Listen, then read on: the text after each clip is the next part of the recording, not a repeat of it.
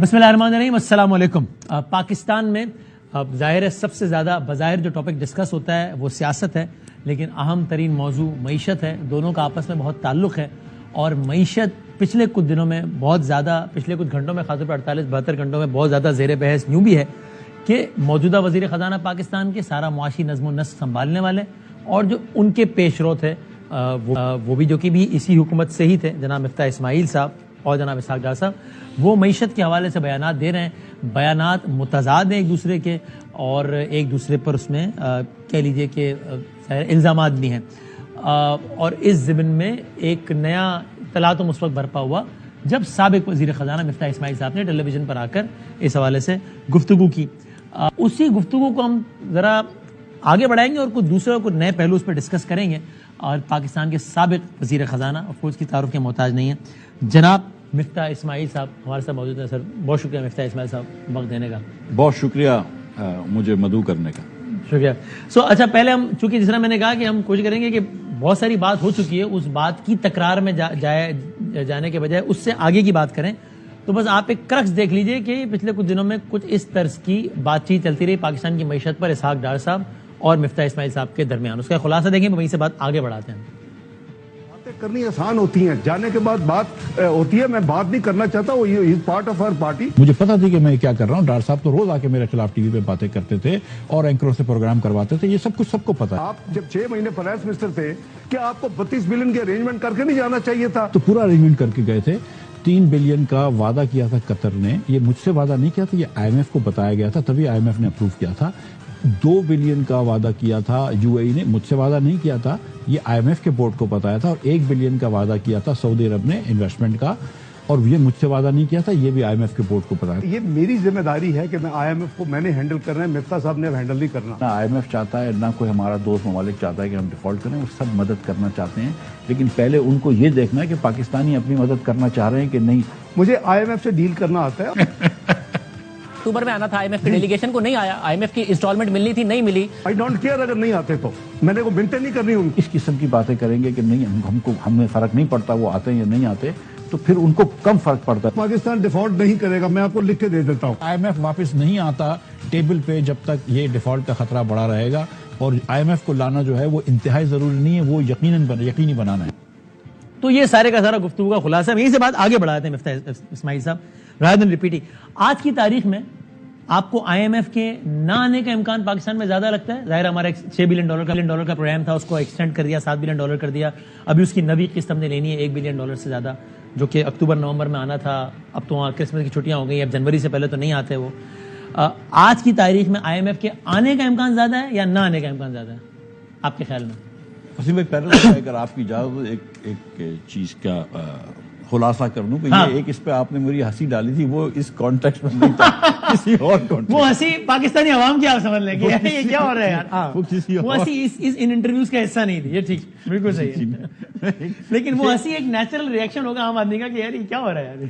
جی نہیں، یہ بالکل ہنسنے والی بات نہیں ہے، ایک دم سیریس بات یعنی ہے۔ تو فیصلہ کرنا مشکل ہے کہ ہنسا جائے یا رویا جائے۔ نہیں، دیکھیں بڑی بات بڑی سیدھی ہے، جو میں گزشتہ 2-3 دنوں سے جو ٹی وی پہ جا رہا ہوں، تو میں ایک بڑی بات کر رہا ہوں، میں سمجھتا ہوں کہ میں اپنی پارٹی کی مدد کر رہا ہوں، اور وہ یہ بات کر رہا ہوں، میں 2-2.5 مہینے سے جب سے وزارت چھوڑی ہے میں نے کوئی بات نہیں کری۔ جی ہاں، میرے خلاف بھی باتیں ہوئی ہیں، آپ کو پتا جب میں وزیر تھا تو میری پارٹی کے لوگوں نے، حنیف عباسی صاحب نے، جاوید لطیف صاحب نے، عابد شیر علی صاحب نے بتدریج پریس کانفرنسز کی ہیں، ڈار صاحب نے کتنے پروگرام کرے ہیں، بہت سارے میرے خلاف کوئی ادارے ہوتے تھے وہ ٹویٹ کرتے تھے وغیرہ وغیرہ، تو یہ سب چیزیں ہوئی ہیں، لیکن ہم نے کبھی جواب نہیں دیا۔ آپ کو شک ہے کہ پروگرام کروائے بھی انہوں نے ڈار صاحب نے؟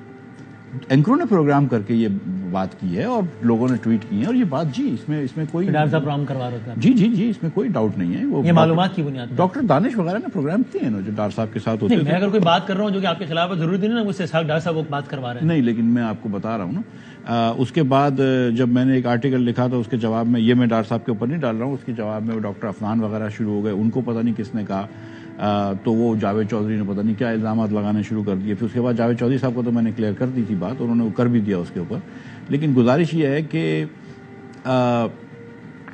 یہ جو ابھی میں بات کر رہا ہوں وہ اس لیے بات کر رہا ہوں کہ یہ ملک مجھے ایسا لگ رہا ہے کہ جو اتنی محنت کری ہم نے، جو مسلم لیگ نون نے اپنی پولیٹیکل کیپٹل، میاں نواز شریف اور میاں شہباز شریف کا پولیٹیکل کیپٹل جو لگا ہے وہ سارا ضائع ہو جائے گا اگر اللہ معاف کرے، اور اس کے ساتھ بہت زیادہ نقصان ملک کو قوم کا ہوگا اگر خدا نخواستہ ہم ڈیفالٹ پہ چلے جائیں.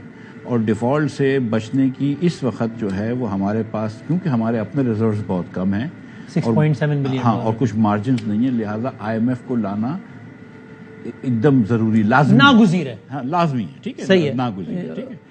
تو آج کی تاریخ میں آنے کا امکان زیادہ ہے یا نہ آنے کا؟ میں یہ سمجھتا ہوں کہ اگر ہم اپنا جو آئی ایم ایف نے لکھا ہے، مجھے پرسنٹیج نہیں پتا کیونکہ یہ ون آف ایونٹ ہے، آئی ایم ایف نے لکھا ہے کہ ہم کو 4 چیزوں پہ بات پروڈکٹیو ہوئی، اچھی بات بھی لکھی ہے، پروڈکٹیو کا لفظ استعمال کیا، اور اس کے بعد 4 چیزیں انہوں نے کہی کہ ہم کو ایکسچینج پالیسیز پہ بات کرنی ہے.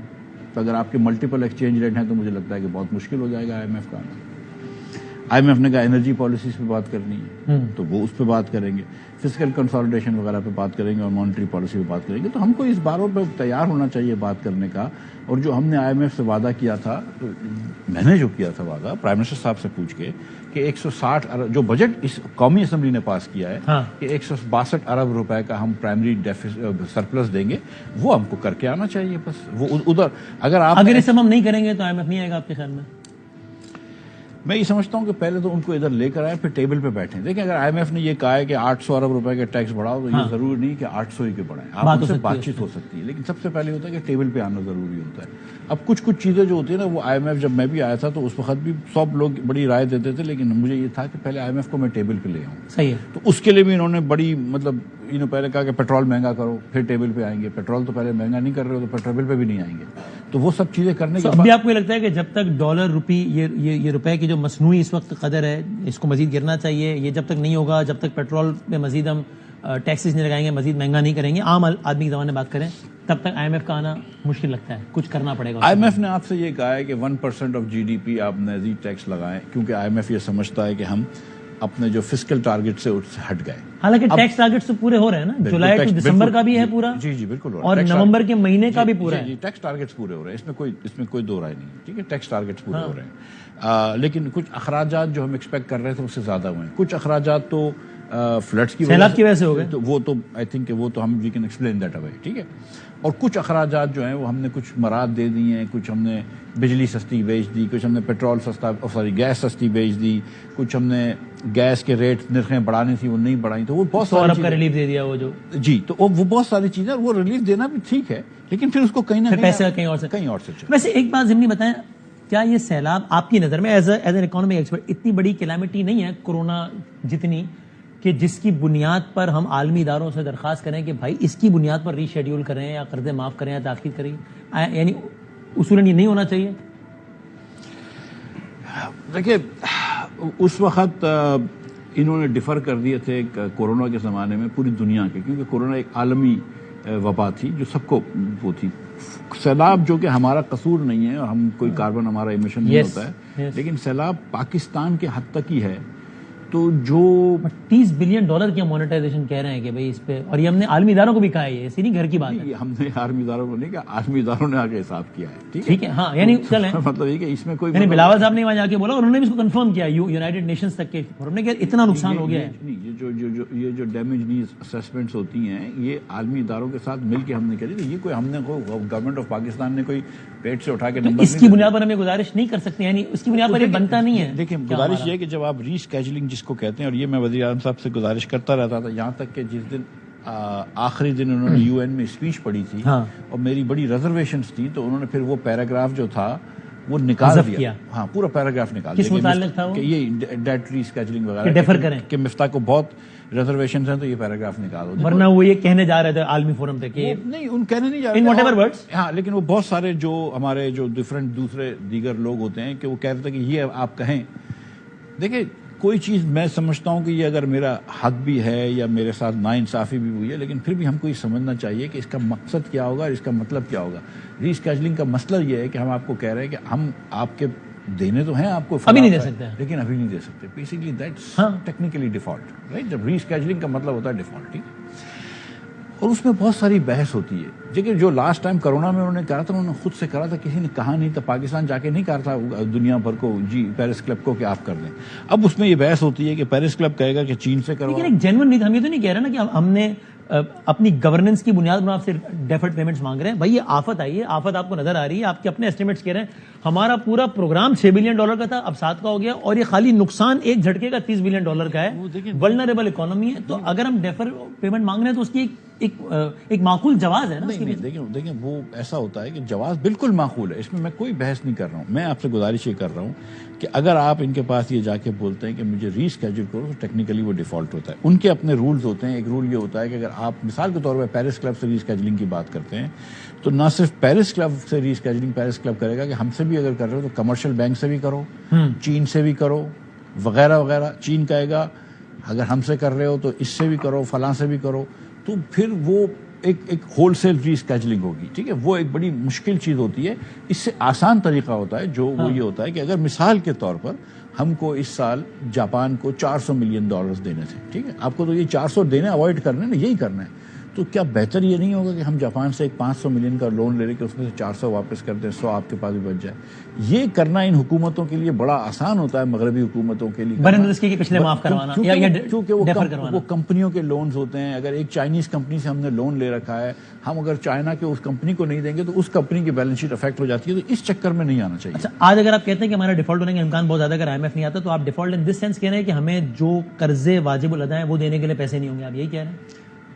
ڈیفالٹ کو اسی کو کہتے ہیں ٹیکنیکلی. تو آپ اسٹیٹ بینک آف پاکستان کے گورنر کی اس بات سے اگری نہیں کرتے ہیں کہ کم از کم اس فسکل ایئر کی حد تک تو بالکل معاملہ کلیئر ہے اور ہمارے پاس وہ تو ایک روپیہ وہ تو گنوا رہے ہیں. آپ کہیں گے میں پوری تقریر سنوا دوں کہ بھائی دیکھو یہ اتنا اتنا اتنا اتنا، تو ہمارے پاس ابھی اگلے 6-12 مہینے تو ہیں پیسے دینے کے لیے سامنے کے. آپ ڈس ایگری کرتے ہیں اس سے؟ میں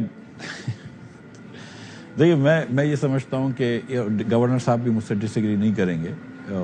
آپ اپنا بتائیں. میں آپ کو بتاؤں کہ ہمارے پاس بہت کم ریزروز ہیں. ٹھیک ہے، 2019 کے بعد سے کم ترین ہے. 6.7 ایک مہینے کا امپورٹ ہے، 1-1.25 مہینے کا کچھ ہفتوں کا.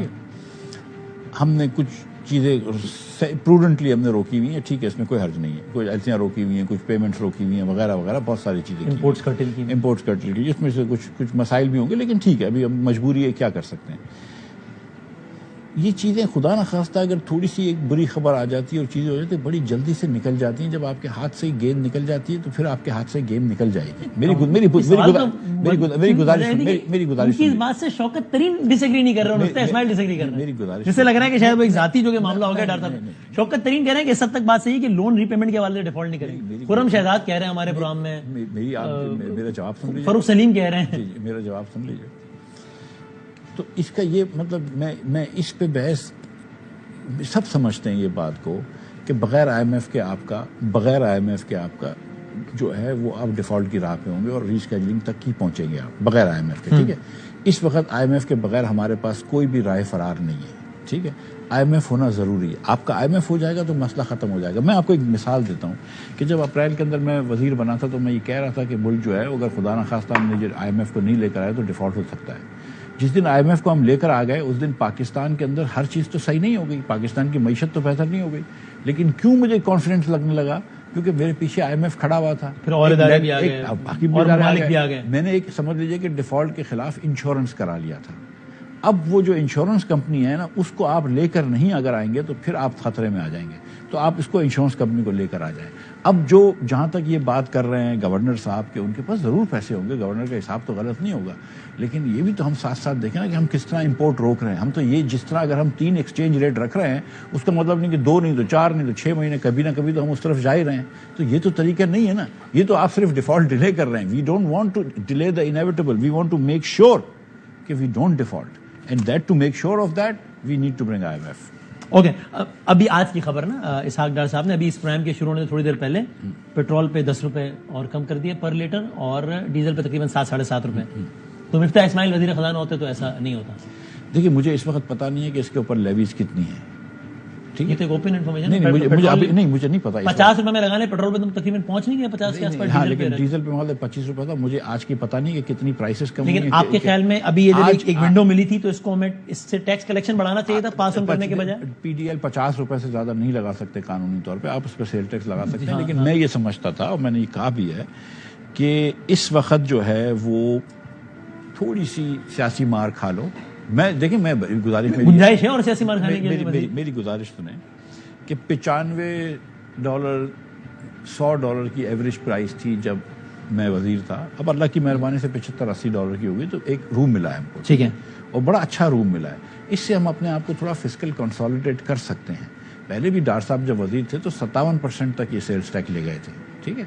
वो अभी आजकल थोड़ा सा वो हो गया है कि टैक्स कम करना है, लेकिन ये कि मतलब ये कि फिस्कली कंसोलिडेट करना है। बहुत दानिशमंदाना फैसला नहीं किया इकोनॉमिकली स्पीकिंग, पॉलिटिकली शायद सूट करता हूं वैसे। हाँ, लेकिन पॉलिटिकली जो है ना, वो आपकी बात दुरुस्त है कि वेरी डैमेजिंग, हमने बहुत सारे डैमेजिंग फैसले किए हैं। लेकिन अब चक्कर ये कि जो मैं आपसे गुजारिश करता हूँ ना कि अगर आपने गलत सौदा ले लिया तो उसको भुगतना तो पड़ेगा ना। अच्छा, ठीक है। एक ज़िम्नी बात बता दें, आपने गुफ्तगू के शुरू में खुद ही कहा कि मैं टेलीविजन पर आकर ये बात कर रहा हूँ पिछले कुछ दिनों से और मैं अपनी पार्टी की हेल्प कर रहा हूँ। अगर वो पार्टी कहे कि भाई अगर आपकी आप तो पार्टी को डैमेज कर रहे हैं, चूंकि इमेज ये जा रहा है कि यार इस पार्टी के दो वजीर खजाना आपस में, आज असद उमर साहब ने उसको कितना वो किया काशिफ भाई साहब के प्रोग्राम में। I am not asking you to agree with, वो कह रहे हैं देखो यार ये दोनों कह रहे हैं, एक कह रहा है कि इसने मीशत को बड़ा कर किया, एक कह रहा है कि इसने बड़ा कर किया, तो आपकी सियासी मुखालफिन को तो विंडो मिल रही है। तो आपकी पार्टी, अगर मैं सवाल है आपकी पार्टी अगर आपसे कहे कि भाई अगर आप पार्टी की बेहतरी के लिए करना चाहते हैं तो आप ये सारी तजावीज दीजिए, टेलीविजन में ना दीजिए, सरेआम ना दीजिए, आर्टिकल ना लिखिए डॉन में, आप बताइए। देखिए, मैं गुजारिश ये करता हूँ कि ना मैं ये कह रहा हूँ कि डार साहब ने बेड़ा गर्क किया, ना डार साहब ये कह रहे हैं कि मैंने बेड़ा गर्क किया। असल में समझ ये कह रहे नहीं, बिल्कुल नहीं कह रहे, ये बिल्कुल नहीं कह रहे, ये बिल्कुल नहीं। इख्तिलाफ में रहे तो इख्तिलाफ तो बिल्कुल, देखिए मेरी गुजारिश, आपने ये क्यों चूज किया कि इसको सरेआम की जाए? मैं उस पर आ रहा हूँ। गुजारिश आपको डिसएग्रीमेंट है, आप बताएं। गुजारिश मेरी है कि ये बिल्कुल मैं नहीं कह रहा हूँ, ना वो ये कह रहे हैं। और मैंने अगर इजाजत है तो 2 दिन पहले जो एक टीवी शो पे गया था तो मैंने कहा था कि बाबा डिफॉल्ट तो इमरान खान साहब हैं, ठीक है, कि पाकिस्तान इस वक्त जो मसाइल में पड़ा हुआ है वो इमरान खान की वजह से पड़ा हुआ है, पीटीआई के गलत फैसलों की वजह से पड़ा है। जो डेट ट्रैप के अंदर इंक्रीजिंगली जा रहे हैं वो पीटीआई के 4 साल के 20,000 अरब रुपए के। लेकिन ये सारी बात जो भी आप कर रहे हैं सरेआम कहने की वजह आप इतने अरसे से खामोश रहे, आप कह रहे हैं दोबारा आप पब्लिक फोरम पे आगे वजह।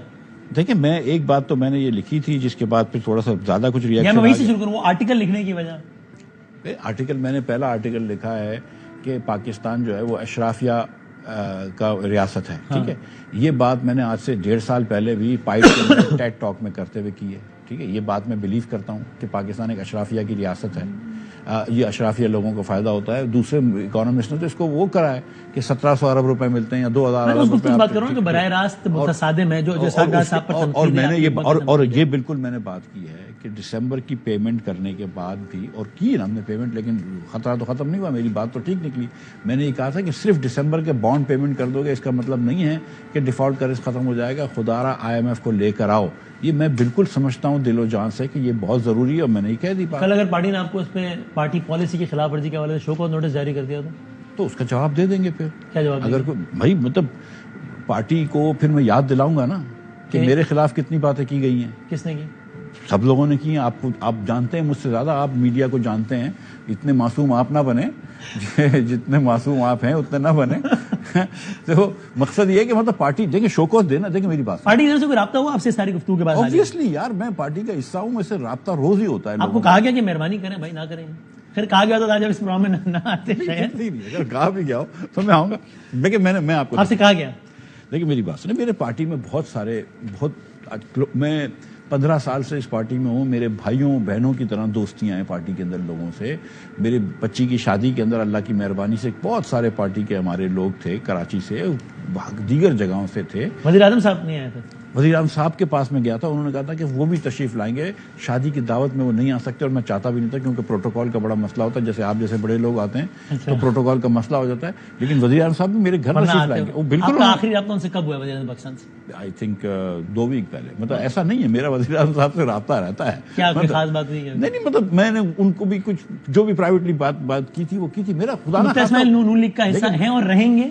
मैं वज़ीर आज़म साहब का मैंने कभी अल्लाह की मेहरबानी से कभी भी मैंने खुदा न खास्ता कभी भी बुरी बात नहीं करी है। मैं बिल्कुल ये समझता हूं। बहुत खुश होंगे आपके हालिया बयान से कि वेरी गुड मिफ्ता। नहीं देखो, बिल्कुल मैं वज़ीर आज़म साहब को ये बात अच्छी नहीं लगी होगी कि मिफ्ता इस्माइल ने ये बात की है کہ ڈار صاحب اور میرے درمیان اختلافات ہیں، لیکن میری گزارش ہوگی کہ یہ بات میں نے تو شروع نہیں کری نا، تو ڈار صاحب نے شروع صاحب کری. یہ کہنا مہربانی کرنا ان کو خاموش کرنا، تو میں بھی خاموش ہو جاؤں گا اگر میں یہ انٹرپریٹ کروں تو صحیح. دیکھیں میری بات، دو چیزیں ہیں، ٹھیک ہے. جو میں یہ کہہ رہا ہوں کہ ملک ڈیفالٹ کی طرف جا رہا ہے، وہ تو مجھے کہنے سے مطلب وہ تو میں کہنا میرا سمجھتا ہوں کہ میں فرض ہے، اور میں خدا نخواستہ کسی کو ڈرا نہیں رہا ہوں، کیونکہ میں یہ نہیں کہہ رہا ہوں. جواب میں کہیں گے سینٹیمنٹ خراب ہو رہا ہے، کیونکہ اسد عمر یہ بات کہے تو سیاسی مخالف کی بات تصور کی جائے گی، مفتاح اسماعیل کہے تو حکومت کو ڈنٹ لگے گا کہ یار آپ تمہارا اپنا مفتاح اسماعیل کہہ رہا ہے بھائی کہ ڈیفالٹ ہو رہے ہو. سینٹیمنٹ تب خراب ہوتا ہے جب مارکیٹ کو یہ بات پتہ نہیں ہوتی. جب مارکیٹ کو یہ آلریڈی بات پتہ ہے، جب آپ کی ٹریڈنگ میں انٹرنلائز ہے، جب آپ کا بانڈ جو ہے وہ آلریڈی ڈسکاؤنٹ پہ بک رہا ہے 50%، جب مارکیٹ کو یہ پتا ہے، تو مفتاح اسماعیل کو نئی بات نہیں کر رہا ہے، لیکن مفتاح اسماعیل اب یہ کہہ رہا ہے کہ خدارا روک لو، آئی ایم ایف کو لے روک کر سکو تو روک لو، آئی ایم ایف کو لے کر آئیے، یہ میں کہہ رہا ہوں. ٹھیک ہے. دوسری بات جو ہے وہ مطلب خدا نہ خواستہ مجھے کسی کے اوپر تنقید نہیں کرنی ہے، لیکن اگر کوئی میرے اوپر تنقید کرے گا یا مجھ سے کوئی سوال پوچھے گا تو میں جواب ضرور دوں گا. اگر آپ مجھ سے پوچھیں گے کہ آپ نے یہ پیسے کیا جمع کیے تھے کہ نہیں، تو پھر میں اس کے گنا تو دوں گا نا. حساب تو مجھے آتا ہے نا. نون لیگ کا حصہ ہے اور بالکل ہوں اور رہیں گے انشاءاللہ. یہ پارٹی سے کوئی رائے جدا میں آپ کے شو میں آیا تھا، آپ نے مجھ سے پوچھا تھا کہ تم قسم کھاتے ہو کہ نواز شریف جو ہے وہ ایماندار ہے. میں نے کہا میں بالکل قسم کھاتا ہوں. میں تب بھی قسم کھاتا تھا اور آج بھی قسم کھاتا ہوں. نواز شریف اس میں کوئی دو رائے نہیں ہے. ٹھیک ہے.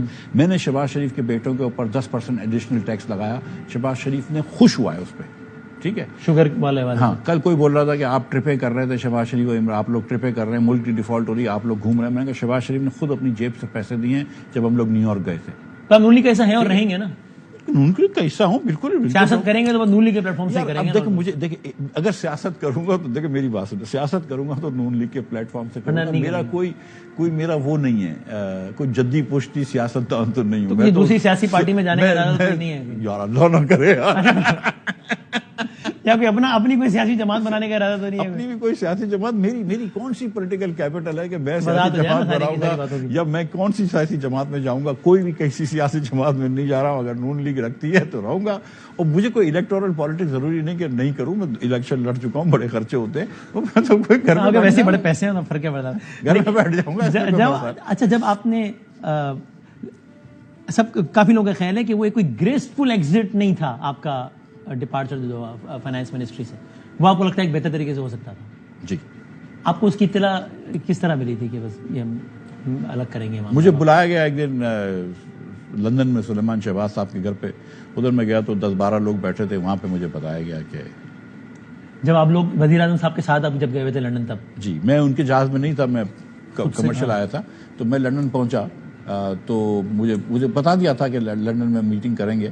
تو لندن میں پہنچا ہوں تو مجھے بلایا گیا تھا. پھر میں گیا تب بتایا گیا. تب بتایا گیا. اب کس نے بتایا آپ کو؟ وہ اس طرح تو نہیں بتایا، وہ اخبار میں تو آ چکی تھی نا 2 دن سے پہلے بات، تو مطلب مجھے سمجھ تو آ گئی تھی بات. لیکن پھر مجھے بتایا تو شہباز صاحب نے کہا کہ میاں صاحب نے فیصلہ کیا کہ ڈار صاحب ہوں گے اور آپ بھی مدد کریے گا. اور میں بیٹھا رہا. پھر میاں صاحب نے جو کچھ باتیں کرنی تھی وہ کی.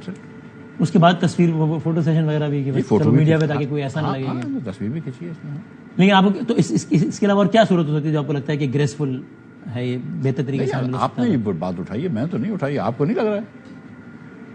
میں تو لیکن پوچھتا آپ سے، آپ نے کہا ہے، میں تو نہیں کہہ رہا ہوں. میں آپ بھی کہہ رہے ہیں نا کہ اس سے اتنا گریسفلی نہیں ہوا ہے معاملہ اس طریقے. ظاہر ہے کہ مطلب اخبار سے تو نہیں پتہ چلنی چاہیے تھی. ظاہر ہے کہ مجھے پہلے سے بتا دینا چاہیے تھا. ظاہر ہے ملک کے باہر نہیں کرنا چاہیے تھا. مطلب میرے 15 دن رہ گئے تھے، وہ نہ بھی کرتے، اور اگر مجھے تھوڑا سا 1-4 دن پہلے بتا دیتے، مطلب یہ تھوڑی سی وہ ہوتی. لیکن کوئی مسئلہ. دیکھیں میں آپ کو ایک بات، اور پورٹ فولیو آپ کو آفر ہوا اس وقت؟ دیکھیں میں آپ کو ایک بات بتاؤں کہ شہباز صاحب وزیر اعظم تھے، نواز شریف صاحب کے اپروول سے انہوں نے مجھے بنایا تھا. یہ ان دونوں بھائیوں کی مرہون منت یہ مجھے وزارت ملی تھی، اور انہوں نے اگر یہ امانت تھی ان کی واپس لے لی تو اس میں کوئی بری بات نہیں ہے، اور ان کا یہ سچ مچ حق ہے.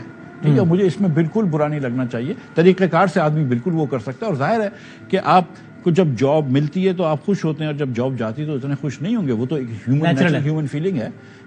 لیکن میں سمجھتا ہوں afford any other portfolio یا نہیں؟ Not really. I mean not no to date. اور پرائم منسٹر صاحب نے مجھے کہا تھا، تو میں نے کہا تھا بچی کی شادی ہے، انہوں نے کہا واپس آ جاؤ. ہو گئی ماشاء اللہ. شاید اب پھر آپ کا ارادہ ہے؟ میرا بھی، میں پچھلے 2 مہینے سے بہت خوش ہوں کراچی میں. تو میں مطلب اب میں میرے خیال سے یہیں پہ رہوں گا. ٹھیک. ایک بریک کی اجازت ہے. پھر ذرا یہ سیاست اور معیشت کا بڑا ایک زبرداز ہے، تو وہ سب سے نتھی ہیں سارے سوالات. یعنی مفتاح صاحب سے پوچھتے ہیں کہ کیا وہ جب اکانومی کے لینس سے، ابھی پالیٹکس کو چھوڑ دیں، دیکھتے ہیں تو ان کو بھی کیا یہ لگتا ہے کہ اگر پاکستان میں عام انتخابات تک ہم جائیں گے تو ہی اسٹیبلٹی آئے گی, تاکہ سب کو پتا ہوگا کہ اچھا بھائی اب یہ جو حکومت آ رہی ہے جس کی بھی آ رہی ہے وہ 5 سالوں کے لیے تو عالمی اداروں سے ڈیل کرنے میں بھی آسانی ہو گئی, اور ذرا اس طرح کے سوالات جو سیاست اور معیشت سب نتھی کر کے وہ پوچھتے ہیں مفتاح صاحب سے بریک کے بعد.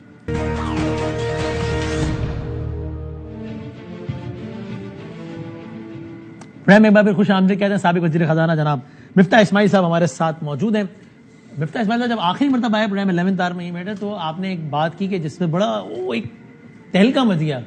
بعد میں آپ کی اس بات وہ عمران خان صاحب نے بھی کہا کہ یہ ایسا ہی ہوا تھا, تو ذرا وہ بھی دیکھ لیں, اس پہ بھی کامنٹ کر دیں. نیب ترامیم چل رہی تھی اس وقت, آپ لوگوں کی حکومت تھی اور نیب ترامیم ہماری حکومت نہیں تھی. آپ کی حکومت تھی؟ نہیں اللہ معاف. سوری نہیں اب آپ کی تو ابھی I'm sorry P T I کی حکومت تھی اور نیب ترامیم کا معاملہ چل رہا تھا فیٹف والے کے ساتھ. آپ نے اس وقت یہ کہا تھا, دیکھ لیں پھر بتائیے گا, دکھائیں ابھی کیا کہا تھا. سب کو پتا ہے کہ یہ تو ایک تیسری قوت ہے پاکستان میں جس نے بٹھا کر ہم کو اور ان کو پی ٹی آئی کو بٹھایا تھا, بولا تھا کہ یہ 4 فیٹف کے بل ہیں اور یہ نیب کا بل ہے اور ان 4 کو 5 کو ایڈریس کرو. تو وہاں نیب کیوں لے آئے؟ وہاں تو ہم تھوڑی لے کے آئے تھے, وہ لے کے آئے تھے یار. کون؟ فوج. نیب امینڈمنٹ کی بات کر رہا ہوں. جی فوج چاہ رہی تھی کہ نیب لاز امینڈ ہو جائیں. دیکھو یہ جو تیسری قوت تھی جس کو میں کہہ رہا ہوں, ان کی پوری کابینہ کنونس تھی ماں سوائے عمران خان کے. یہ لوگ تو سب آ کے بول چکے تھے کہ ہم سمجھتے ہیں کہ ہو جانا چاہیے, صرف عمران خان منع کر. تو فوج چاہ رہی تھی نیب ترامیم کروانا. جی میں نے جو اس وقت بھی بات کی, اب بھی کہہ رہا ہوں, یہ عمران خان کی حکومت میں جب فیٹف کے لاز پاس ہو رہے تھے, جب بات کری تو عموماً تو یہ تھا نا کہ عمران خان کو جو قوانین پاس کرانے تھے تو وہ فون کروا لیتے تھے اداروں سے اور لوگوں کو زبردستی خود بھی انہوں نے کہا مانا ہے. ہاں ٹھیک ہے, اور جیسے ایک آدھ مرتبہ ہمارے لوگوں کو بھی زبردستی ووٹ کروائیں. لیکن اس بار انہوں نے کہا کہ اچھا بیٹھ جائیں. اس کے بعد ترامیم ہوئی, کچھ فاروق نائک صاحب نے, کچھ شاہد عباسی صاحب نے, دیگر لوگوں نے ترامیم لکھ کے. ان کا کیا انٹرسٹ تھا اس کے بینیفیشری اگر کوئی ہوتا ہے یا جو بھی ہوتا ہے آپ لوگ ان کا دیکھیں, ایک زمانے میں تمام سینئر بیوروکریٹس اور سیکٹریز جو تھے وہ باجوہ صاحب سے ملنے گئے تھے کہ یہ کیا کر رہے ہو یار, یہ مطلب یہ نیب کا مطلب نیب کے افسران جو ہیں وہ ہم کو سیکٹریز کو بلا کے بٹھا رہے ہیں, پکڑ رہے ہیں, ملک نہیں چل رہا. عمران خان کے سارے وزیر یہ کہہ رہے تھے کہ خان صاحب ملک نہیں چل رہا. میں آپ کو سچ بتاؤں, اور یہ آپ پوچھ سکتے ہیں, ان کے 2-3 وزراء تھے, ایک دو میرے دوست بھی ہیں, کہ انہوں نے جا کے عمران خان کو بولا کہ مفتاح اسماعیل, شاہد عباسی اور احسن اقبال کے خلاف تو کوئی کیس نہیں ہے, ان کو کیوں پکڑا ہے. تو خان نے کہا یار میری سیاست پوری بیٹھ جائے گی, میں اگر ان کو چھوڑ دوں گا تو لگے گا NRO دیا ہے. ٹھیک ہے, وہ سیاست کر رہے تھے عمران خان صاحب اور سیاست چمکا رہے تھے. اور یہ تو بات سب کو پتا ہے کہ یہ پکڑ کے شہباز شریف کو پکڑ کے رکھا, حمزہ کو پتہ نہیں کتنے عرصے پکڑ کے رکھا, مریم جس نے کبھی حکومت میں کام نہیں کیا اس کو بند کیا, نواز شریف کو بند کیا, ہم سب کو بند کیا, خاقان عباسی صاحب, مجھ کو, احسن اقبال کو, خواجہ آصف کو, سعد رفیق اس کے بھائی کو, اور رانا ثنا کے اوپر بیچارے کے اوپر چرس کا کیس بنایا, مطلب ہیروئن کا کیس بنایا. اور مطلب پھر یہ مطلب اللہ رسول کی باتیں کرنے والے لوگ یہ کرتے تھے. تو پھر باجوہ صاحب نے ان سے کہا کہ مہربانی کریں نیب ترامیم کریں. مجھے نہیں پتا کہ باجوہ صاحب نے کہا, مجھے یہ پتا ہے کہ فوج کے لوگوں نے کہا کہ ان کے بہاف پہ کسی نے کہا آپ لوگ بیٹھ کے آپس میں طے کریں. ہم نے یہ بات طے کر لی. ہم نے ان کو پھر کچھ امینڈمنٹس لکھ کے دیے کہ ہمارے خیال سے یہ امینڈمنٹس ہونے چاہیے, اور فیٹف کے لاز پاس ہو گئے. اس کے بعد وہ لوگ آئے کہ انہوں نے کہا یار یہ امینڈمنٹ ہم کو منظور نہیں ہے. تو ہم نے کہا ٹھیک ہے کوئی بات نہیں, ہم نے آپ کو 9 امینڈمنٹ مثال کے طور پہ دیے, اگر آپ کو منظور نہیں تو آپ اپنی کاؤنٹر آفر دیں. انہوں نے کہا کوئی کاؤنٹر آفر نہیں, کیونکہ خان نے منع کر دیا. اور آپ اندر سے پوچھ لیجئے کہ ان کے سارے وزراء چاہ رہے تھے کہ یار یہ امینڈ کرو. تو خان صاحب ریفیوزڈ واٹ اسٹیبلشمنٹ وانٹڈ ہم ٹو ڈو, بیکاز خان صاحب جو سیٹ کہ نہیں, اسٹیبلشمنٹ کو کہو کہ میرا کام ایسے ہی کروا دے, فون کر کے دھمکیاں دے کر, میں نیگوشیٹ نہیں کروں گا اپوزیشن سے. دیکھیں پوری دنیا میں جب قوانین بنتے ہیں نا تو لوگ بیٹھتے ہیں کہ یار تم کو یہ لگتا ہے یہ اس طرح کلاوز ہونا چاہیے, اس طرح کلاوز ہونا چاہیے. اس کا یہ تھا کہ نہیں آپ فون کریں, زبردستی کریں, ڈرائیں, دھمکائیں اور ووٹ کروا دیں. وہ تو پھر یہ بھی کہتے ہیں خان صاحب کہ پھر نیب بھی وہی چلاتے تھے, ان کا نام لے کر کہتے ہیں کہ نیب بھی وہی چلاتے تھے. مجھے بتائیں نا کہ نیب کے چیئرمین کی کیا ٹیپ تھی خان کے پاس؟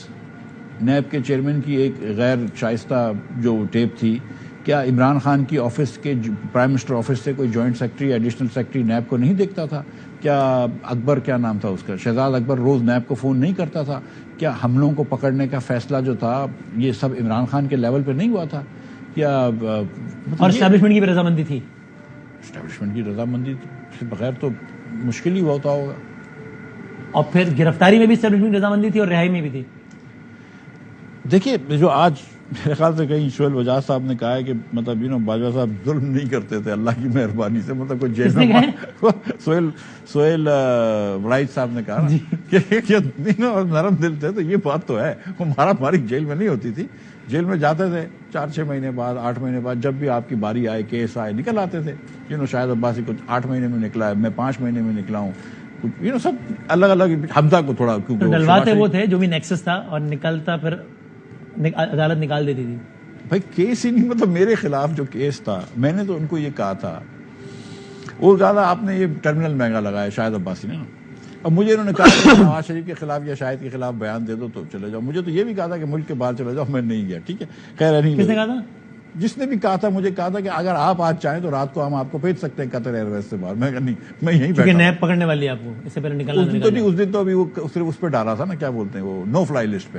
پھر 3 دن بعد ECL پہ ڈالا. میں کہا نہیں, میں ادھر ہی خوش. کسی سیاسی شخصیت تو نہیں کہا ہوگا ظاہر ہے, ظاہر ہے سیاسی شخصیت تو اتنی, میں ادھر بیٹھا رہا. ٹھیک ہے, اللہ کی مہربانی. وہ آپ کو نہیں ڈلوا رہے تھے نا, ورنہ آپ کو یہ کیوں کہتے کہ نکل جاؤ. ٹھیک ہے, میں تو ادھر بیٹھا رہا اللہ کی مہربانی سے. اب ہوا یہ ہے کہ جب آپ کی, میں نے ان کو کہا کہ بھائی ہم نے اگر مہنگا ٹرمینل لگایا, اگر ہم نے پیسے لیے تو مہنگا ٹرمینل لگا ہوگا, اس کا مطلب ہے کہیں تو سستا لگا ہوگا نا اس سے.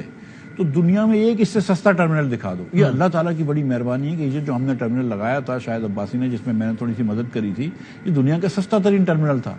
تو میں کہا اس سے ایک سستا ٹرمینل دکھا دو, ہم گلٹی کر دیں گے. اگر ہم دنیا میں سستا ترین ٹرمینل لگانے پہ بھی اگر آپ ہم کو جیل میں ڈال دو تو پھر مجھے بتاؤ یار. میں اب بھی یہ سمجھتا ہوں, اور میں شہباز صاحب کو یہ اپیل کرتا ہوں کہ سر سیریسلی مجھ کو اور شاہد عباسی کو اس پہ ایک تمغہ تو ملنا چاہیے. ویسے اچھا, لیکن اچھا آپ کا تو ذاتی تعلق بھی بڑا اچھا رہا تھا فارمر آرمی چیف سے. ہاں بالکل. تو جب آپ رہا ہو کر آئے دوبارہ, تو پھر آپ نے پھر بات کبھی ہوئی کہ یہ؟ ہاں میں رہا ہونے کی فوراً بات تو نہیں ہوئی, لیکن کچھ عرصے بعد ہوئی. کیونکہ پھر وزیر خزانہ بن گئے اور پھر اس وقت بھی آرمی چیف تھے. ہاں, تو میں نے پھر جا کے شکایت بھی کری کہ سر آپ نے کہا تھا کہ مجھے آپ کھانا بھیجیں گے اگر میں جیل میں جاؤں گا, آپ نے بھیجا نہیں. تو کیا کہا؟ پھر جاؤ گے تو بھیج دوں گا. اور یہ کب کہا تھا کہ جانے سے کتنا پہلے کہا تھا کہ جاؤ گے تو کھانا؟ اب مجھے ڈیٹ یاد نہیں ہے, لیکن وہ عذرائے مذاق, مطلب عذرائے مذاق بات ہوئی تھی. لیکن اکانومی میں بھی اسٹیبلشمنٹ کا تعلق ٹھیک ٹھاک ہے اکانومی کو پھر چلانے میں؟ بالکل ہے. اور یہ ٹھیک ہے آپ کے ساتھ؟ بالکل نہیں ہے. آئی تھنک کہ ہماری فوج کا انگریس جتنا پاکستان میں ہے اتنا دنیا میں بہت کم افواج کا ہوتا ہے. آئی ڈونٹ تھنک کہ ایک دن میں اس کو ختم بھی کرنا چاہیے, میں سچی بات بتاؤں, کیونکہ بہت زیادہ ریلائی کرتا ہے قوم ہماری فوج کے اوپر. لیکن اوور دا نیکسٹ 5-10 ایئرز ہم کو اس فوج کے انگریس کو ختم کرنا چاہیے. اور یہ گریجولی ہو سکے گا, ایک ساتھ نہیں ہو سکے گا. ہاں, گریجولی, جس کے اندر سیویلینز کو پرفارم بھی کرنا ہوگا اور فوج کو خود کانشیسلی جو ہے وہ پیچھے جانا ہوگا.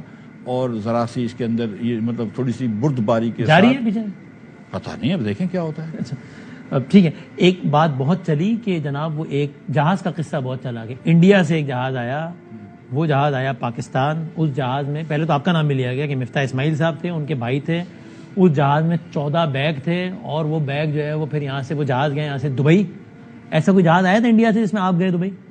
میں تو اتفاق ہے کہ کیونکہ پچھلی حکومت نے مجھے ECL پہ ڈال دیا تھا جو میں ابھی ذکر کیا تھا, اور پھر ECL سے میں نکلا ہوں جب وزیر بنا ہوں, تو اس کے بعد میں گیا ہی نہیں ہوں دبئی. تو میں تو 3-3.5 سال سے دبئی گیا ہی نہیں گئے. دبئی کوئی جاننے والا کوئی رشتہ دار آپ کا گیا انڈیا سے آئے ہوئے جہاز میں دبئی؟ جاننے والے رشتہ دار بالکل گئے ہیں دبئی. انڈیا سے کون گیا؟ میرے بھانجا, بھتیجا, بھائی سب گئے ہیں. تو اب اگر ذہن میں سوال آیا تو کہ بھائی انڈیا سے جہاز, انڈیا کا آتی طرح ایک اینٹینا کھڑا ہوتا ہے نا, انڈیا سے جہاز میں کیوں جا رہے ہیں دبئی؟ ایک زمانے میں جب ہم امریکہ جاتے تھے, پڑھتا تھا میں, پین ایم میں جاتے تھے, تو وہ مطلب بامبے سے یا دلی سے کراچی آتا تھا, پھر یہاں سے فرینکفرٹ جاتا تھا. ٹھیک ہے, ابھی ایک جہاز اگر پرائیویٹ جہاز ہے نا, ہاں تو یہ پرائیویٹ جہاز ہوتا ہے, یہ برٹن کا پرائیوٹ جہاز تھا. یہ تو مجھے بعد میں جب گئے تھے تو مجھے پتا بھی نہیں تھی, بعد میں انڈیا سے آ رہا ہے. نہیں, مجھے تو یہ تو بعد میں ہی پتا چلی. تو جا رہے تھے تو آپ نے ایک برٹش جہاز کو ہائر کیا ہے. برٹش جہاز جو ہے وہ کچھ لوگوں کو لے کر یہاں سے دبئی جا رہا ہے. اب وہ اس سے پہلے اگر پیسنجر انڈیا چھوڑنے گیا تھا, اس سے ہم کیا کر سکتے ہیں تعلق کہ وہ انڈیا نہیں جا سکتا ہے. مطلب یہ کمرشل ایئر لائن سے کیوں نہیں, مطلب آپ کی چوائس ہے, لیکن ویسے پوچھ رہا ہوں کہ نارملی کرتے ہیں آپ کے بھائی صاحب؟ اگر 8-10-12, ہاں اس سے کافی مرتبہ گئے, پرائیویٹ جہاز سے جاتے ہیں. اگر ایک مرتبہ نہیں کافی مرتبہ گئے. اگر آپ 10-12 لوگ ہیں تو وہ آپ کو کمرشل جو ہے وہ سے بھی سستا پڑ جاتا ہے. وہاں چودھری یاد آ گیا 55 روپے فی کلو تو نہیں پڑتا پیٹرول. 55 روپے فی کلو نہیں پڑتا, لیکن یہ آپ کو بھی پتا ہے کہ اگر آپ 10-12 لوگ ایک ساتھ جا رہے ہوتے ہیں, 10 لوگوں کا جہاز 10-12 لوگوں کا ہوتا ہے تو سستا بھی. کہتے اس میں بیگ لے کر گئے آپ لوگ, بیگ میں پتہ نہیں پیسے ویسے یہ الزام. بیگ تو آپ پرائیویٹ جہاز میں بھی جا سکتے ہیں, کمرشل جہاز میں بھی جا سکتے ہیں. بیگ نہیں لے کے جاتے تو کیا لے کے جاتے, مطلب کیا, مطلب اگر آدمی 2-3 دن کے لیے جا رہا ہے تو کیا لے کے جائے گا, بیگ نہیں لے کے جائے گا, مطلب کیا آپ کے خیال سے کیا لے کے جائے, کرسیاں لے کے جائے. الزام تو یہ لگا نا کہ جناب ڈالر دے پیسے, یہ منی لانڈرنگ ہوئی جی. بے وقوفی والی باتیں ہیں نا یہ تو, مطلب کمپلیٹلی. ایک تو فرسٹ آف آل کہ ہر سوٹ کیس جو ہے اس سے نکلتا ہے, اسکینر سے نکلتا ہے, تو اس میں نوٹ پتہ چل جاتی ہے. نمبر یہ کہ مطلب اگر آپ نے پیسے کسی کو خدا نخواستہ بھیجنے ہو دبئی تو حوالہ کرنا کتنا مشکل ہے, مطلب کیش کون لے کے جاتا ہوگا, ٹھیک ہے. نمبر 2. نمبر 3, ریئلی مطلب آپ یہاں سے اگر لے کے چلے جاتے ہیں اور آپ یہ جانتے ہیں دبئی کے اندر آپ کے پاس اگر 40,000 50,000 درہم بھی کیش ہو اور آپ اکاؤنٹ میں لے کے جاتے ہیں تو بولتے ہیں کہاں سے آئے پیسے. یہ آپ یہ بات جانتے ہیں نا آپ کہ مطلب کوئی سبسٹینشیل اماؤنٹ آف منی جو ہے وہ 50,000 درہم یا 1,00,000 درہم, جو 50 لاکھ روپیہ ہوتا ہے پاکستانی. کہنے والوں نے کہا کہ مفتاح صاحب کے آرٹیکل سے گورنمنٹ یا جو لوگ ناراض ہیں نا گورنمنٹ کے, وہ اب اس کیس کو اچھالیں گے ان کے خلاف استعمال کرنے کے لیے. آپ کو ایسا لگتا ہے کہ کوئی انتقامی کارروائی کے طور پر ہو رہا ہے؟ میری بات سنیں, میں اس پاکستان میں نے سیاست بھی کری ہے, اس پاکستان میں ہم نے بزنس بھی کرا ہے, اللہ کی مہربانی سے ایک سکسیسفل بزنس کیا ہے, اور ہم یہیں پہ رہے تھے, یہیں پہ رہیں گے, اور میرا قبرستان بھی یہیں پہ ہے فیملی کا, میوا شاہ پہ. میں یہیں پہ رہوں گا, جس کو جو اچھالنا ہے اچھال لے. ہمارا دامن جو ہے وہ اللہ کی مہربانی سے صاف ہے. یہ آپ سب کو یہ انتقامی کارروائی تو نہیں کر رہی موجودہ گورنمنٹ آپ کے خلاف؟ نہیں, مطلب دیکھیں میری بات سنیں, اگر آپ نے بھی پوچھ لیا تو آپ کیا انتقام لے رہے ہیں مجھ سے؟ نہیں, میرا تو منصب ہے نا کہ میں سوال کروں گا. اور کیا ہوا, کسی نے کوئی بات کری ہے, چودھری صاحب نے بات کی, اس دن میں نے ان سے بات کی, انہوں نے دوسرے دن کلیریفائی کر دیا کہ یار مفتاح تو 3 سال سے گیا ہی نہیں ہے, ٹھیک ہے. تو ساری جو بات تھی وہ ختم ہو گئی ادھر, اس کی مطلب یہ کہ سمجھ لیجیے کہ دودھ کی جھاگ نکل گئی.